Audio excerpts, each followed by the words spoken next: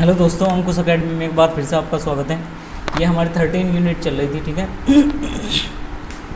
जो तुम्हारी mathematical statistics है, ठीक है। और इसमें हमने 2 लेक्चर कंप्लीट कर लिए, हमने कंडीशनल प्रोबेबिलिटी तक अपना ख़त्म कर लिया था, ठीक है। आज हम मल्टीप्लिकेशन थ्योरम जो है, ठीक है, multiplication probability on multiplication theorem on probability पढ़ेंगे, ठीक है। अच्छा, ये जो है यहाँ से स्टार्ट है हमारा लेक्चर, ठीक है। चलो भाई देखो, इसमें क्या कहा उसने कि E एंड F 2 इवेंट्स, ठीक है। E और F अगर 2 इवेंट है विद सैम्पल स्पेस S, किसी सैम्पल स्पेस S के, ठीक है। अच्छा, तो उसमें क्या कहा उसने, the set E intersection F denotes the event both E and F have occurred, ठीक है। यानी कि वो E और F दोनों को अकर होने की जो है प्रोबेबिलिटी बताता है ये E इंटरसेक्शन F, ठीक है। In other words E intersection F similarly occurrence of element E and F, ठीक है। The event E intersection F is also written है E F, ठीक है। इसको हम ऐसे भी लिख सकते हैं, ठीक है। तो देखो भाई,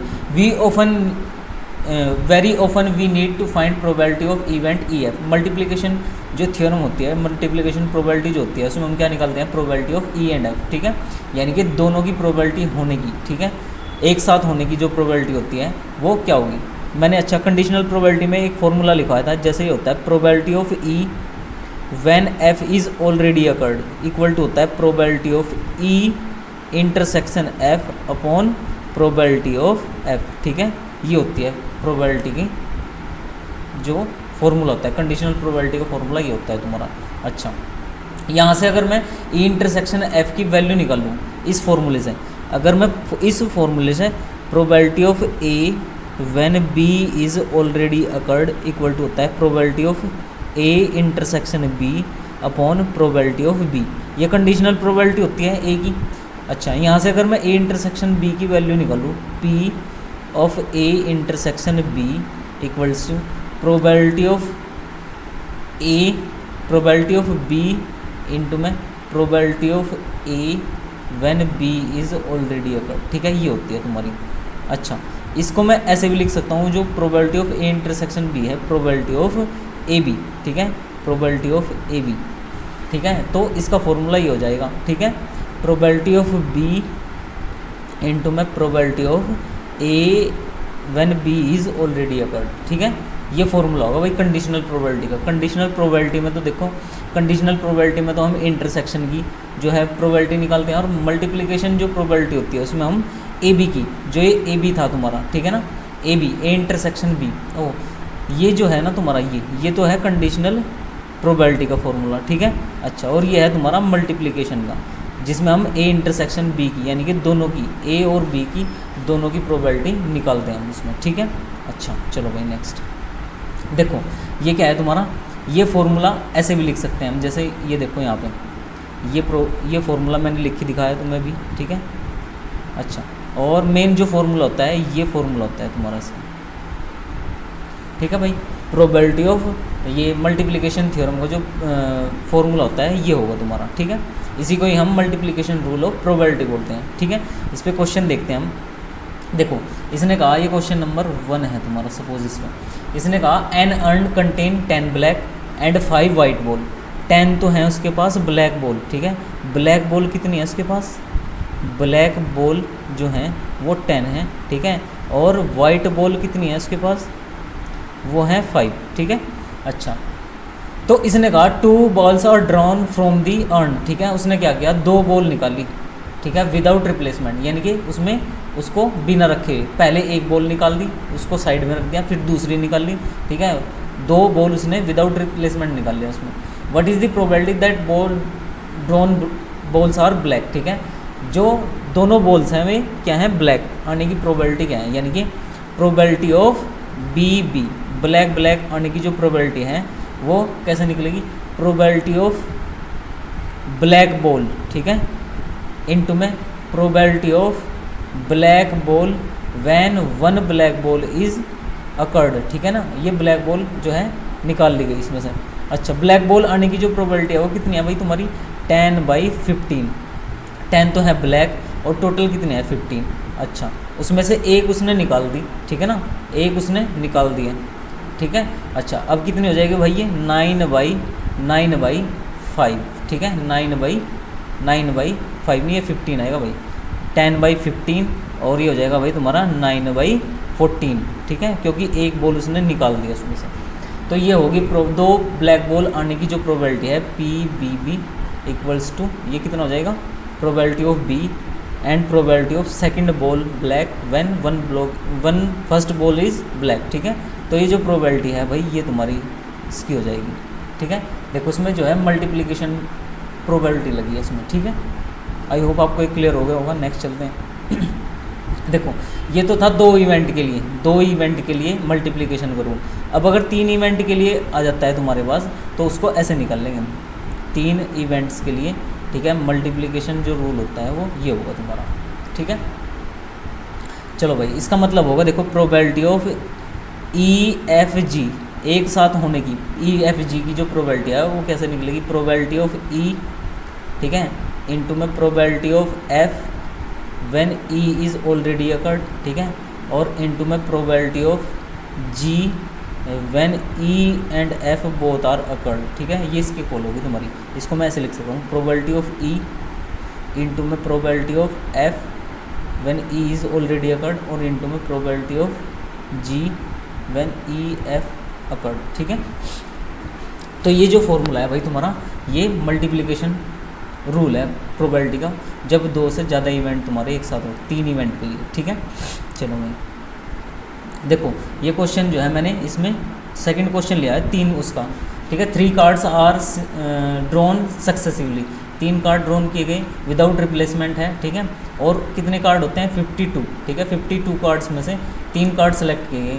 what is the probability that first 2 cards are king, पहले 2 कार्ड जो हैं वो किंग हैं और तीसरा जो कार्ड है वो एस है, यानी कि प्रोबेबिलिटी ऑफ किंग और एस निकालनी है। तो यहाँ पे आएगी भाई प्रोबेबिलिटी ऑफ किंग, ठीक है, इनटू में probability of king when first king is occurred, ठीक है, फर्स्ट किंग जो है निकाल लिया गया है, इनटू में प्रोबेबिलिटी ऑफ एस व्हेन के इंटरसेक्शन के, ठीक है, यानी कि जब किंग आ चुका होगा, के अकर्ड, ठीक है ना। अच्छा किंग आने की जो प्रोबेबिलिटी है वो कितनी होती है भाई 4/52, ठीक है। अच्छा एक किंग निकाल लिया इसमें से, अगले में कितनी हो जाएगी 3/51, ठीक है, इनटू में ये कितना होगा तुम्हारा भाई 2 किंग निकल गए। अब एस आने की जो प्रोबेबिलिटी है वो हो जाएगी तुम्हारी 4/50। ये इसका आंसर है भाई तुम्हारा, ठीक है। मल्टीप्लिकेशन थ्योरम जो थी ये तुम्हारी 3 के लिए है, ठीक है ना। ये बात समझ में आई भाई। ये तो 4 थे किंग तुम्हारे पास, उसमें से 52 में से निकाले। अब एक इसमें से निकाल के एक साइड रख दिया तो 3 बच गए किंग, 3 में से, और ये 51 बच गई, ठीक है। ऐसे ही 2 निकल जाने के बाद ये 50 बचे तुम्हारे और 4 अभी भी तुम्हारे पास क्या है एस, ठीक है। तो इसकी प्रोबेबिलिटी हो जाएगी तुम्हारी। चलो भाई नेक्स्ट। अब आता है नेक्स्ट भाई तुम्हारा इंडिपेंडेंट इवेंट, ठीक है। इंडिपेंडेंट इवेंट जो हैं ये क्या होते हैं भाई, इसका याद रखना, जो P probability of E intersection F जो होता है वो किसके इक्वल होता है, प्रोबेबिलिटी ऑफ E, ठीक है, इनटू में प्रोबेबिलिटी ऑफ F, ठीक है, प्रोबेबिलिटी ऑफ F। ये याद रखना भाई, जब भी ये तुम्हारा इसके इक्वल हो जाएगा प्रोबेबिलिटी ऑफ E इनटू में प्रोबेबिलिटी ऑफ F, ठीक है। E इंटरसेक्शन F जो है अगर इसके इक्वल हो जाता है तुम्हारा probability of E intersection F, probability of E intersection F equal to probability of E into में प्रोबेबिलिटी ऑफ F, ठीक है, ये है तुम्हारा। तो जिन क्वेश्चनों में इंटरसेक्शन जो है उनकी प्रोबेबिलिटी के प्रोडक्ट के इक्वल हो जाता है, ठीक है, इंटरसेक्शन जो है उनकी प्रोबेबिलिटी के प्रोडक्ट के इक्वल हो जाता है, तो तुम्हारे क्या हो जाएंगे भाई इंडिपेंडेंट इवेंट हो जाएंगे। ये याद रखना बस, ये कंडीशन है इसकी। प्रोबेबिलिटी ऑफ अगर E और F जो है तुम्हारे इंडिपेंडेंट है तो ये फॉर्मूला होता है भाई इंडिपेंडेंट इवेंट्स का, ठीक है। चलो इस पर क्वेश्चन देख लेते हैं हम, ठीक है। ये देखो ये फॉर्मूला लिखा है मैंने, अगर E और F इंडिपेंडेंट है तुम्हारे तो ये फॉर्मूला होगा तुम्हारा, ठीक है। अच्छा let E and F be 2 event associated with the same experiment then E F are said to be independent, ठीक है। ये वही फॉर्मूला है थ्योरम के अकॉर्डिंग डेफिनेशन से, ठीक है। चलो भाई देखो इसने क्या किया भाई, ये क्वेश्चन लिया है मैंने, ठीक है, क्वेश्चन 3 है इसमें। 3 coins are toss simultaneously, 3 coin जो है उसने उछाले, ठीक है। E जो है ई 3 हेड्स और 3 टेल्स, ठीक है। ई जो है या तो तीनों पे हेड है या तीनों पे टेल है, ठीक है। ये देखो सैम्पल स्पेस ही हो जाएगा उसका, ठीक है। 8 जो है इसमें एलिमेंट्स होंगे तुम्हारे, ठीक है। ई जो है या तो तीनों पे हेड है या तीनों पे टेल है, ठीक है। अच्छा, एफ जो है, एफ क्या होगा भाई एफ क्या दिया उसने, इसने कहा एफ एटलीस्ट 2 हेड्स, ठीक है। एफ जो है कम से कम 2 हेड हो, ठीक है। ये सैम्पल स्पेस हो जाएगा एटलीस्ट 2 हेड का। जी जो दिया है उसने क्या कहा है, जी एटमोस्ट 2 हेड्स, ठीक है। एटमोस्ट का मतलब ज़्यादा से ज़्यादा 2 हेड, ठीक है। जी जो है ये तुम्हारा शायद नेक्स्ट पेज पे हो, ठीक है। जी ये लिखा है देखो, एटमोस्ट 2 हेड, ठीक है। ये होगा तुम्हारा। तो एफ जी, ये देखो ई एफ और जी के, ठीक है। ये सैम्पल स्पेस मैंने लिख लिया यहाँ पे। देखो इसने कहा कि इनमें से कौन सा इंडिपेंडेंट है, ये बताओ इसने, ठीक है। Of the pairs E F check करना है, एफ ई जी चेक करना है और एफ जी चेक करना है, ठीक है। इन पेयर में कौन सा पेयर जो है इंडिपेंडेंट है ये बताना है। तो सबसे पहले भाई ई और एफ और जी के मैंने क्या लिख लिए, एलिमेंट्स लिख लिए। अब मैं क्या देखता हूँ भाई, ई इंटरसेक्शन एफ की जो है प्रोबेबिलिटी देखता हूँ। ई इंटरसेक्शन एफ की जो प्रोबेबिलिटी है, ई इंटरसेक्शन एफ की, अच्छा इनके लिए क्या देखूंगा भाई, इनको चेक करना है ना ई और एफ को, कि ये तुम्हारा क्या है इंडिपेंडेंट है नहीं। तो probability of E intersection F जो होगा वो किसके इक्वल होना चाहिए, प्रोबेबिलिटी ऑफ ई इंटू में प्रोबेबिलिटी ऑफ एफ की, ठीक है। अच्छा, probability of E intersection F जो है वो कितना है भाई, ये देखो सिर्फ एक एलिमेंट आएगा तुम्हारे यहाँ, ठीक है। इसकी जो वैल्यू ये है तुम्हारी probability of E intersection F जो है वो कितना है 1/8। अच्छा, प्रोबेबिलिटी ऑफ ई की जो प्रोबेबिलिटी है वो कितनी है, प्रोबेबिलिटी ऑफ ई ये कितनी है भाई 2/8 है, यानी कि 1/4 हो जाएगी। अच्छा, और इसकी कितनी है प्रोबेबिलिटी ऑफ एफ कितनी है, प्रोबेबिलिटी ऑफ एफ कितनी है, यह है भाई तुम्हारी 4/8, ठीक है। ये हो जाएगी तुम्हारी भाई, देखो ये हो जाएगी 1/2, ठीक है। अच्छा देखो इन दोनों का जो प्रोडक्ट है वो इंटरसेक्शन की इक्वल है, यानी कि ये जो है ना, ये जो मल्टीप्लिकेशन थ्योरम की जो फॉर्मूला था वो सेटिस्फाई हो रहा है, यानी कि probability of E intersection F equal to हो जाएगा probability of E and F. तो ये जो है ई एफ जो है तुम्हारा भाई इंडिपेंडेंट है, ठीक है। ऐसे ही ई जी को चेक करेंगे हम, देखो ठीक है भाई। ये देखो ई एफ जो है तुम्हारा, ई और एफ देखो कितना आया तुम्हारा, ये आया भाई 1/4 और 1/2, ठीक है।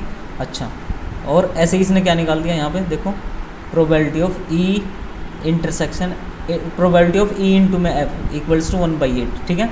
और फिर इंटरसेक्शन की निकाल रखी है, ये देखो 1/8। तो ये जो है दोनों ई और एफ जो है इंडिपेंडेंट हैं।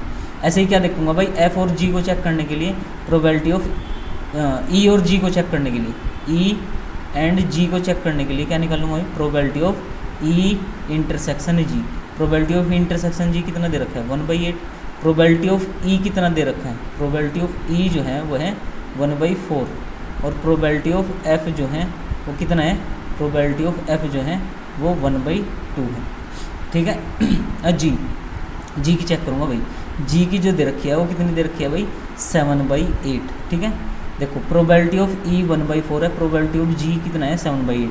अब फॉर्मूला अप्लाई करूँगा, इसमें मैं चेक करूँगा कि इन दोनों का जो प्रोडक्ट है वो इंटरसेक्शन की इक्वल है क्या।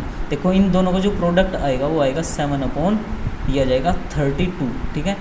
तो ये तो जो है प्रोबेबिलिटीज़ के इक्वल नहीं है, तो यानी कि ई और जी जो होंगे वो तुम्हारे क्या होंगे, ये मल्टीप्लिकेशन इंडिपेंडेंट इवेंट नहीं होंगे, ठीक है।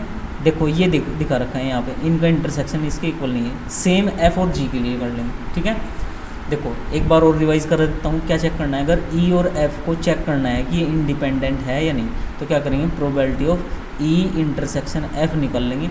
अगर उसकी प्रोबेबिलिटी जो है उन दोनों के प्रोडक्ट की प्रोबेबिलिटी के इक्वल हो जाता है, ठीक है, तो ये तुम्हारा इंडिपेंडेंट हो जाएगा, ठीक है। सिर्फ फर्स्ट केस में ये क्या हो रहा है, इक्वल हो रहा है, तो इसलिए ई और एफ जो है तुम्हारे इंडिपेंडेंट होंगे। ये क्या हो जाएंगे भाई, ये तुम्हारे डिपेंडेंट हो जाएंगे, ठीक है। देखो इस पर एक क्वेश्चन और लिया है मैंने, second, given two independents events A and B such that probability of A this probability of B 0.6, ठीक है। अब क्या निकालना है इसमें, निकालनी है इसमें भाई probability of A and B, ठीक है, ये होता है तुम्हारा probability of A intersection B, ठीक है, इसकी निकालनी है प्रोबेबिलिटी। तो ये जो प्रोबेबिलिटी होती है भाई तुम्हारी इंडिपेंडेंट में किसके इक्वल होती है, इंडिपेंडेंट में होती है भाई प्रोबेबिलिटी ऑफ ए इंटू में प्रोबेबिलिटी ऑफ बी, ठीक है, और दोनों की प्रोबेबिलिटी दी है इसमें 0.3 इंटू में 0.6 ठीक है भाई। इन दोनों की अगर मैं मल्टीप्लाई कर दूं तो ये तुम्हारी क्या आ जाएगी भाई, इंटरसेक्शन की प्रोबेबिलिटी आ जाएगी, ठीक है।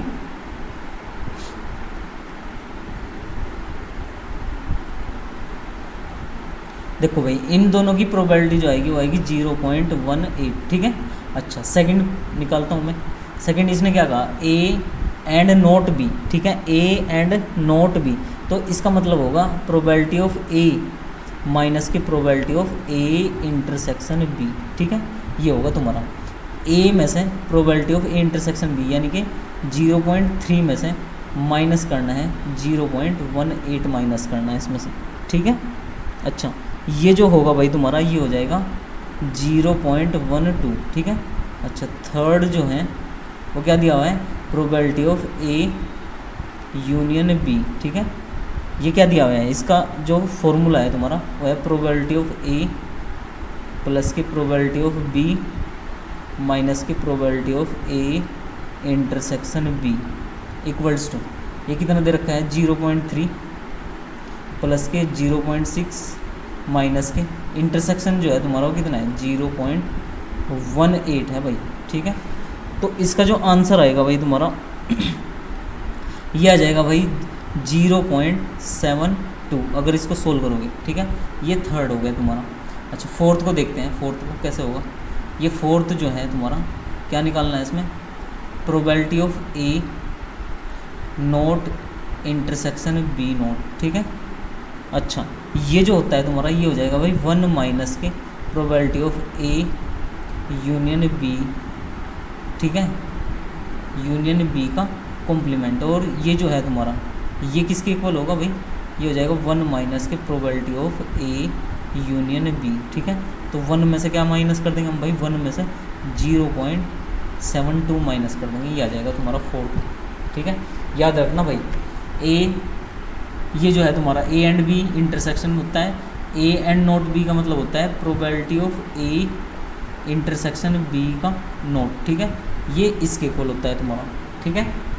अच्छा थर्ड जो है वो किसके इक्वल दिया है भाई, ए यूनियन बी, ए और बी पूछा है ना, और neither of A not B का मतलब होता है ए का A not A intersection not B, ठीक है, ये फॉर्मूला होता है।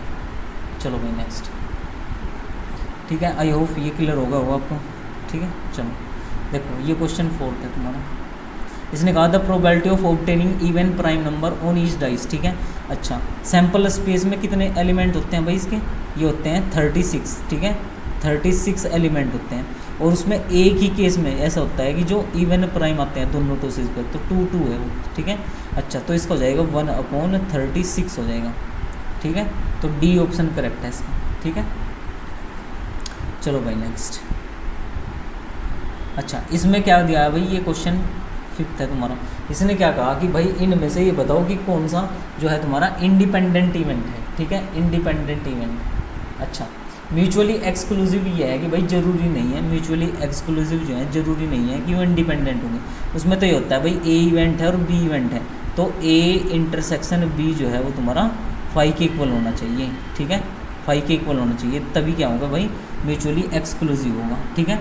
अच्छा लेकिन ये क्या होता है भाई, हम तो इंडिपेंडेंट जो है प्रोबेबिलिटी से रिलेटेड करते हैं, तो भाई इनमें से इसको बी ऑप्शन जो है इसको चेक करते हैं हम, होगा या नहीं, देखें, ठीक है, बी ऑप्शन को चेक कर लेते हैं हम, ये होगा या नहीं, ठीक है, क्योंकि प्रोबेबिलिटी से रिलेटेड होता है ये तुम्हारा इंडिपेंडेंट इवेंट, ठीक है। म्यूचुअली तो इवेंट्स से रिलेटेड होता है तुम्हारा, ठीक है भाई। देखो ये जो है तुम्हारा probability of note A into में नोट बी जो है तुम्हारा वो किसकी इक्वल होता है, ये होता है भाई 1 माइनस की प्रोबेबिलिटी ऑफ ए, ठीक है, इंटू में 1 माइनस की प्रोबेबिलिटी ऑफ बी, ठीक है, ये है भाई तुम्हारा।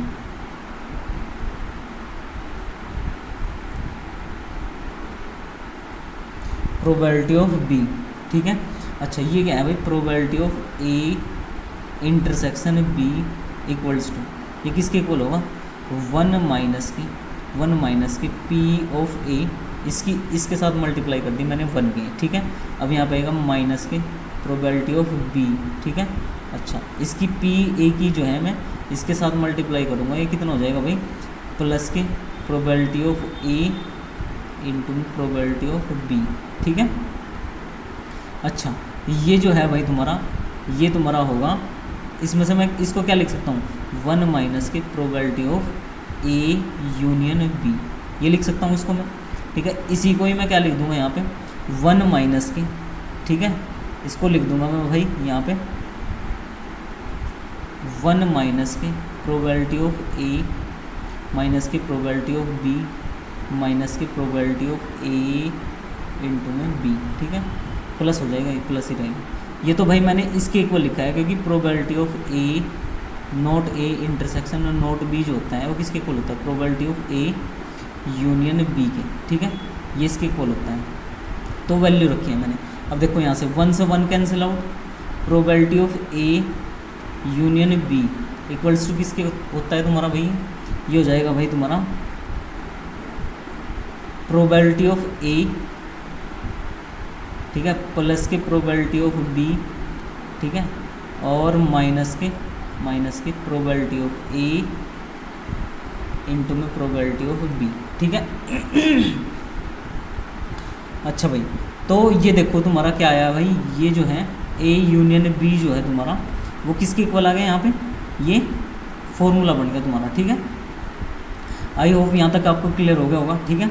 अब मैं इसको क्या करूँगा भाई, प्रोबेबिलिटी ऑफ ए और बी को, ये इसको मैं एक साथ लिख सकता हूँ क्योंकि इंटरसेक्शन का है, ठीक है। तो मैं इसको ऐसे लिख दूँगा यहाँ पे, ये देखो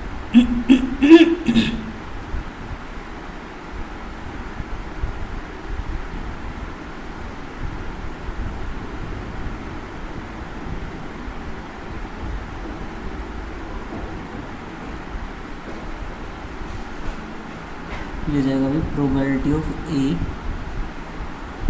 प्लस की प्रोबेबिलिटी ऑफ बी, ठीक है, और मैं इसको लिख दूंगा माइनस की प्रोबेबिलिटी ऑफ ए बी, ठीक है। इसको मैं एक साथ लिख दूंगा ए और बी, ठीक है। अच्छा, तो यहाँ से क्या जाएगा भाई, प्रोबेबिलिटी ऑफ ए, ठीक है, प्रोबेबिलिटी ऑफ ए बी जो है तुम्हारा, probability of A intersection B equals to है भाई प्रोबेबिलिटी ऑफ ए इंटू में प्रोबेबिलिटी ऑफ बी, ठीक है। यही फॉर्मूला होता है ना भाई, इंटरसेक्शन की जगह क्या आया तुम्हारा, probability of A into probability of B, तो यहीं से क्या होगा भाई, ये बी ऑप्शन करेक्ट है इसमें, ठीक है। एक बार और देखो, मैंने नोट ए को क्या लिख दिया, 1 माइनस के पी, और नोट बी को क्या लिख दिया, 1 माइनस के पी बी। फिर मैंने क्या कर दिया भाई, इसके साथ मल्टीप्लाई कर दिया आपस में इनकी, और इसको लिख दिया मैंने प्रोबेबिलिटी 1 माइनस की probability of A union B, ठीक है। अच्छा, यहाँ से क्या आया भाई, 1 से 1 कैंसिल आउट हो गया, माइनस से माइनस कैंसिल आउट हो गया। तो अब ये जो है प्रोबेबिलिटी ऑफ ए इंटू में प्रोबेबिलिटी ऑफ बी, यही तो तुम्हारा इंटरसेक्शन के इक्वल होता है। यूनियन का जो फॉर्मूला होता है यहाँ पे क्या आता है, इंटरसेक्शन। तो ये जो इंटरसेक्शन है, probability of A intersection B किसके इक्वल है, probability of A into probability of B. तो इसलिए क्या होगा भाई, ये बी ऑप्शन करेक्ट है इसका, ठीक है। चलो इसके बाद आता है भाई बाइस थ्योरम, ठीक है। ये जो है तुम्हारा इसमें प्रोबेबिलिटी में लास्ट टॉपिक है, ठीक है। इसके बाद तुम्हारे जो रिग्रेशन है, ठीक है, स्टैटिक्स है, वो स्टार्ट होगी, ठीक है। उसको हम नेक्स्ट वीडियो में कंप्लीट करेंगे, ठीक है भाई। देखो भाई, तो देखो इसने क्या कहा भाई, बाइस थ्योरम में क्या होता है, इसमें दो चीज़ें सेलेक्ट करनी पड़ती हैं। जैसे एक तुम्हारे पास क्या है, 2 बैग हैं, ठीक है। एक बैग में तुम्हारे पास वाइट बॉल हैं 2, और एक में रेड बॉल है, ठीक है। अच्छा, एक बैग में तो तुम्हारे पास 2 वाइट बॉल और 3 रेड बॉल हैं, ठीक है। और दूसरे बैग में क्या है भाई, 4 वाइट हैं और 5 रेड बॉल हैं, ठीक है। अच्छा, इसने क्या कहा, 1 ball is drawn at random from 1 of the bag, ठीक है। उसने क्या कर दिया भाई, एक बैग में से उसने बॉल निकाल ली, ठीक है। अच्छा, we can find the probability of selecting any one bag, ठीक है। पहले बॉल निकालने के लिए बैग को सेलेक्ट करना पड़ेगा ना, ठीक है। बॉल को निकालने के लिए बैग को सेलेक्ट करना पड़ेगा ना, ठीक है। अच्छा, इसी में यही होता है भाई। पहले क्या पूछेगा तुमसे, देखो इसका जो क्वेश्चन होगा वो इस टाइप से होगा तुम्हारा। पहले फॉर्मूला देख लेते हैं हम, ठीक है। बाइस थ्योरम का जो फॉर्मूला है, ठीक है, अगर E1 E2 और EN इवेंट्स हैं तुम्हारे किसी उसमें सैम्पल स्पेस में, इतने इवेंट हैं, ठीक है, तो E1 E2 क्या होने चाहिए, पेयर वाइज डिसजॉइंट होने चाहिए, और उनका यूनियन जो है तुम्हारा किसके इक्वल होना चाहिए, वो एस के इक्वल होना चाहिए, ठीक है, एग्जॉस्टिव इवेंट होने चाहिए तुम्हारे। तो प्रोबेबिलिटी ऑफ इवेंट ई आई, किसी इवेंट होने की, when A is already occurred, तो ये होता है भाई तुम्हारा प्रोबेबिलिटी ऑफ ई आई। देखो जो ऊपर है उसकी मल्टीप्लाई इसी के साथ होगी, probability of A when E I is already occurred, ठीक है। अच्छा यहाँ पे कितना आ जाएगा, समेशन क्या होता है भाई, ये फॉर्मूले में पता लग जाएगा तुम्हें, J equal to 1 to n, ठीक है, n है ये n, ठीक है, n है यहाँ पे, ये है तुम्हारा n, और ये हो जाएगा भाई पी ई जे इंटू में पी ए बाई ई जे, ठीक है। अच्छा तो देखो भाई ये क्वेश्चन है तुम्हारा, question number 6, bag 1 contains 3 red 4 black, ठीक है। अच्छा अनदर बैग सेकंड जो है contain 5 red and 6 black, 1 ball is drawn at random, ठीक है, उसमें से क्या कर लिया, एक बॉल क्या कर ली, सिलेक्ट कर ली, and it is found to be red, और वो क्या थी तुम्हारी, रेड थी।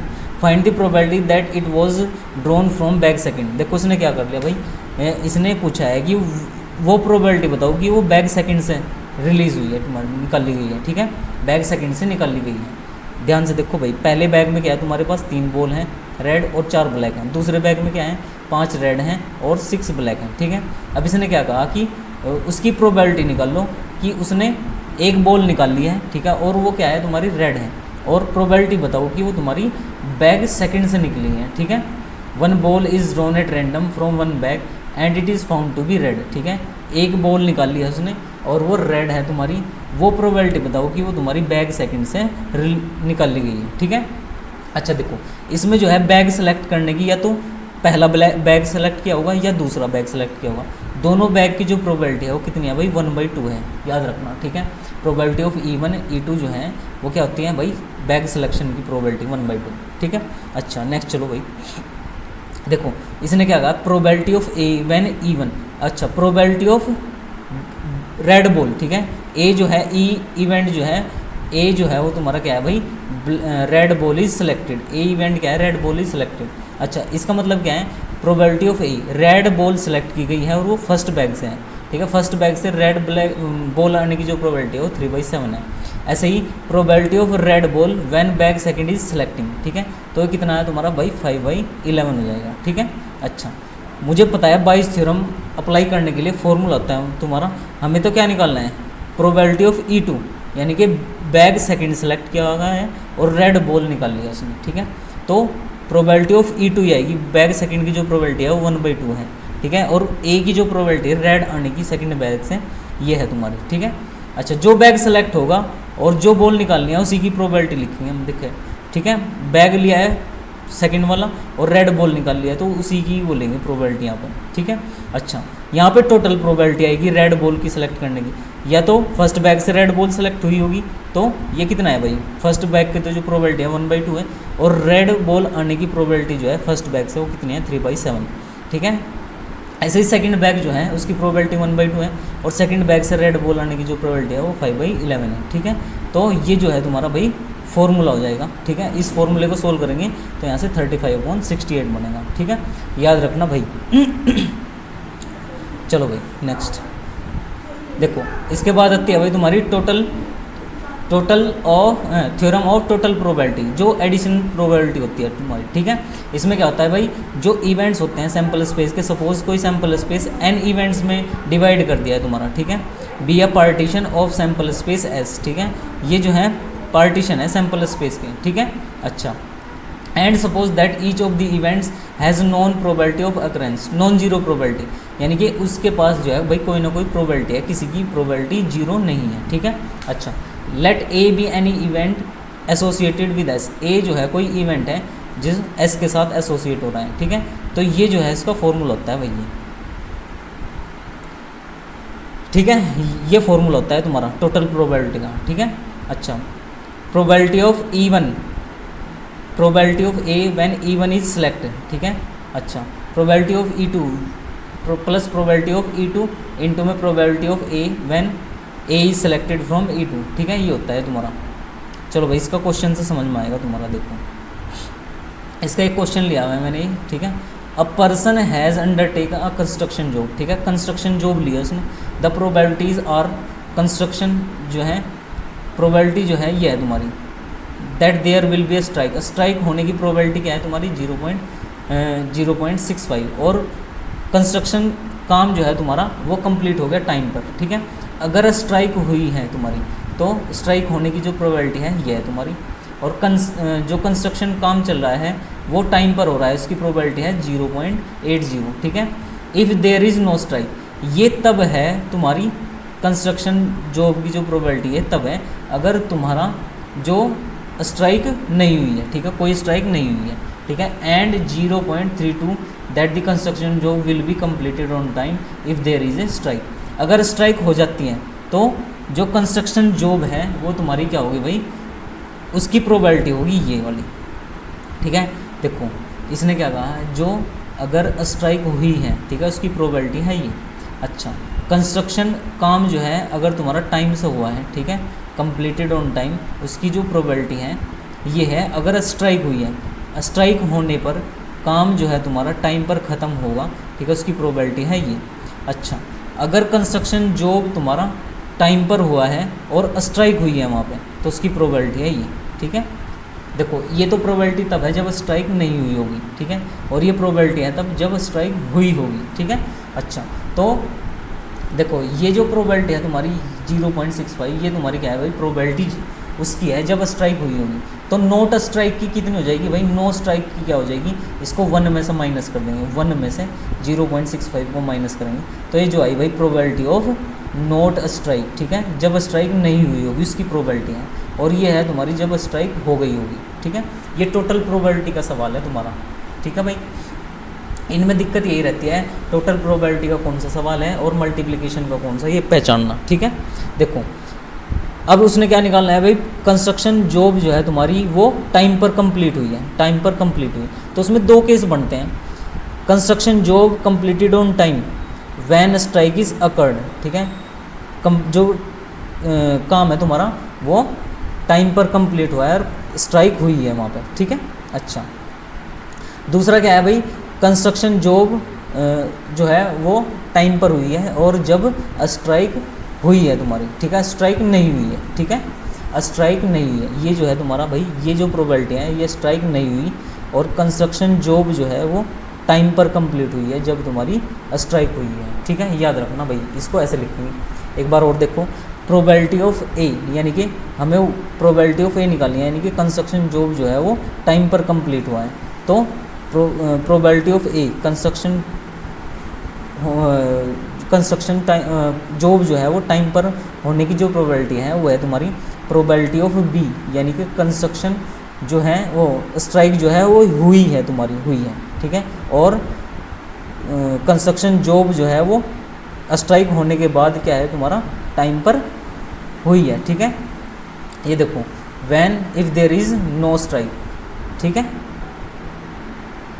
अगर स्ट्राइक नहीं हुई है तुम्हारी, ठीक है, the probabilities are 0. If there is strike, strike हुई है तो उसकी प्रोबेबिलिटी है यहाँ, ठीक है। अच्छा, जब जॉब तुम्हारा क्या है टाइम पर कंप्लीट हुआ है, टाइम पर कंप्लीट हुआ है स्ट्राइक होने के बाद तो उसकी प्रोबेबिलिटी है ये, ठीक है, ये दे रखी है देखो उसने, इफ़ देयर इज स्ट्राइक, ठीक है, प्लस स्ट्राइक नहीं हुई है तुम्हारी तो ये हो जाएगी भाई स्ट्राइक नहीं होने के बाद कंस्ट्रक्शन जॉब जो है तुम्हारा टाइम पर कंप्लीट हुआ है तो इसकी प्रोबेबिलिटी होगी 0.8 और इनको सोल्व कर देंगे हम, ठीक है। तो ये तुम्हारा ये हो जाएगा भाई तुम्हारा टोटल एडिशन प्रोबेबिलिटी है, ठीक है। देखो एक बार और बता देता हूँ, ये थोड़ा सा देखो इसने क्या कहा भाई, प्रोबेबिलिटी ऑफ ए निकालना है, यानी कि कंस्ट्रक्शन जॉब जो है वो टाइम पर कंप्लीट हुई है, ठीक है, ये बताना है।